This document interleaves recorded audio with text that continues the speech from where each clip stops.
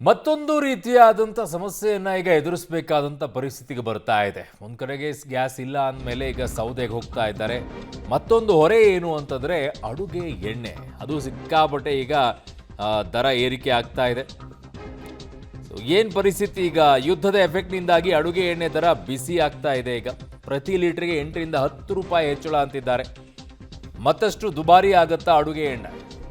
ಆಮೇಲೆ ಇಳಿದ ಮೇಲೆ ಇವರೇನು ಇಳಿಸೋದಿಲ್ಲ, ಈಗ ಏರಿಸ್ಬಿಡ್ತಾರೆ ಅವರು.